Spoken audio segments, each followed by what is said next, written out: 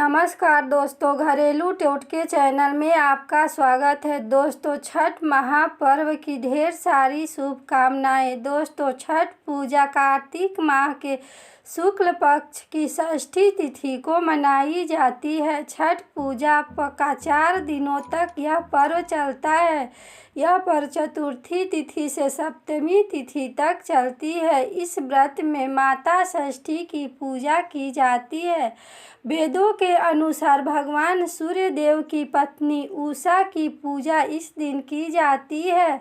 इस दिन छठी माता की भी पूजा की जाती है और छठी माता बच्चों की रक्षा करती है और जिसे संतान नहीं है उन्हें संतान की प्राप्ति होती है। इस दिन सूर्य देव की विशेष पूजा और आराधना करने का विधान होता है। इस पूजा के द्वारा सूर्य देव को धन्यवाद दिया जाता है, जिनकी कृपा से ही इस पृथ्वी पर जीवन संभव हो पाया है और जो हमें आरोग्य प्रदान करते हैं।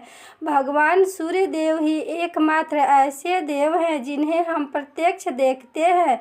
सूर्य के प्रत्यक्ष से ही पृथ्वी पर प्रकृति का चक्र चलता है। खेती के द्वारा अनाज और वर्षा के द्वारा जल की हमें प्राप्ति हो रही है। सूर्य देव की कृपा से ही सूर्य षष्ठी की पूजा भगवान आदित्य के प्रति अपना श्रद्धा और कृतज्ञता दर्शाने का यह अच्छा मौका है। इस त्योहार को पूरा पूर्वी भारत के लोग हर्षोल्लास के साथ मनाते हैं। इस त्योहार में देवी षष्ठी माता एवं भगवान सूर्य देव को प्रसन्न करने के लिए सभी स्त्री और पुरुष दोनों ही यह व्रत रखते हैं और यह पूजा करते हैं। इसमें गंगा स्नान का विशेष महत्व होता है। लोक मान्यता के अनुसार सूर्य षष्ठी छठ व्रत की शुरुआत रामायण काल से ही हुई थी।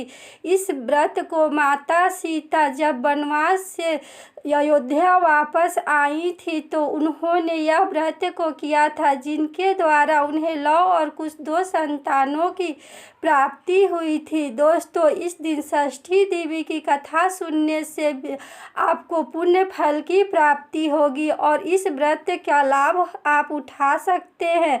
दोस्तों, कथा इस प्रकार से है। कथा के अनुसार प्रियव्रत नामक एक राजा थे। उनकी पत्नी का नाम मालिनी था। दोनों की कोई संतान नहीं थी।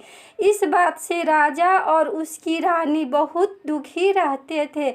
उन्होंने एक दिन संतान प्राप्ति की इच्छा से महर्षि कश्यप द्वारा पुत्रष्टि यज्ञ करवाया। इस यज्ञ के फल स्वरूप रानी गर्भवती हो गई।